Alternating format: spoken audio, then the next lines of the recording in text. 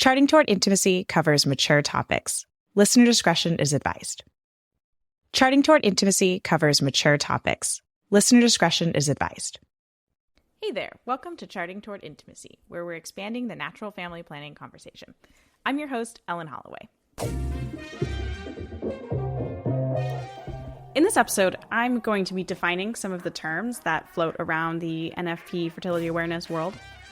The reason for this episode is not to say, hey everyone, this is the right way to do this, and you all need to use these terms in the same way that I do. It's actually just to make sure that you know what I and any of my guests mean when we use a term like NFP or fertility awareness or fertility awareness-based method. So with that, I want to start with fertility awareness. Fertility awareness is just that, being aware of your fertility. Fertility awareness comes from knowing about your cycle and understanding what different signs mean. Another word that comes up is charting. Charting, like fertility awareness, is simply that, charting your signs. Anyone can chart any number of signs. Charting can be as simple as a 14-year-old girl who gets her period for the first time and begins marking in her planner when her period comes.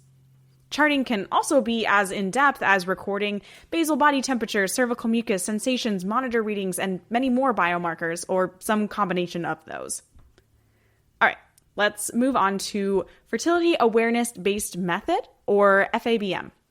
This is a method like Creighton or Marquette, or one of many others, that teaches you rules for defining the infertile and fertile times within your cycle based on signs and biomarkers charted. Every fertility awareness-based method uses charting in some form. In order to postpone a pregnancy, a user would abstain during the possibly fertile time of her cycle. There is a question that comes up of a difference between fertility awareness method, or FAM, and fertility awareness-based method, FABM. And for the purpose of this podcast, we are going to be calling these methods with rules fertility awareness-based methods, or FABMs. All right. Now for the big one, NFP, or natural family planning. Now, this is very important to me, and I strive to use this term correctly in my life. Natural family planning is the process of using a fertility awareness-based method along with regular communication, prayer, and discernment to make family planning decisions within a marriage. NFP is not equal to fertility awareness or a fertility awareness-based method. FABM, or fertility awareness-based method, can be secular. NFP is a term that includes the prayer and discernment of family size. All right. So now that I've explained how we're going to be using those basic terms within this podcast, and again, this isn't to say I'm right. I just want to make sure that you, our listeners, know what we mean when we use a certain term. If you have a different definition or you disagree with me, I would absolutely love to hear from you. Send a direct message on Instagram at Charting Toward Intimacy. Let me know what you think. So I also want to quickly go over two other big topics that we have actually mentioned already briefly in other episodes. And honestly, if you're listening to this podcast, it's very likely that you've already heard of these things. And I also plan to do specific episodes or even a full series on how these two topics apply to NFP. But for now, I just want to make sure you know what we're talking about when we mention them. First is Humanae Vitae, written by Pope Paul VI and released on July 25th, 1968. This encyclical was written in response to the Pontifical Commission on Birth Control's majority and minority reports. It is important to note that the majority report from this commission proposed that birth control was not intrinsically evil, and that the use of contraceptives was acceptable as the cycle method or rhythm method was acceptable. The majority report was approved by 64 of the 69 voting members. In Humanae Vitae, Pope Paul VI affirmed the traditional church moral teaching on the sanctity of life and explains why he did not accept the conclusions of the majority report from the commission. Humanae Vitae is incredibly short for a church document, and I highly encourage you to give it a read. I'm going to put a link in the show notes.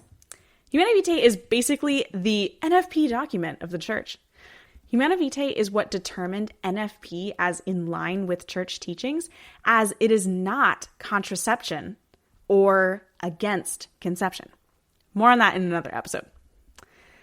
And the second topic, I want to just so briefly touch on theology of the body.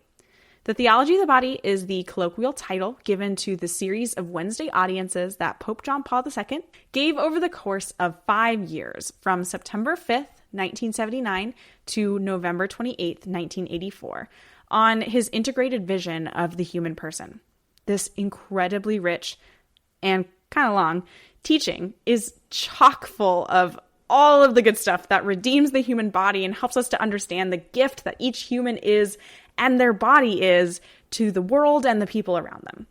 We've mentioned TOB casually many times already, and I would really encourage you to pick up a copy of Theology of the Body for Beginners by Christopher West if you've never heard of Theology of the Body, or check out any of the resources at the Theology of the Body Institute, and I obviously will put links in the show notes for those as well. All right, thanks so much for listening to this little bonus episode. I just want to mention again before I close out, this episode is not to say anyone who defines these terms in a different way is wrong. This episode is to make sure that I'm clear with you what I mean when I say a certain term or acronym.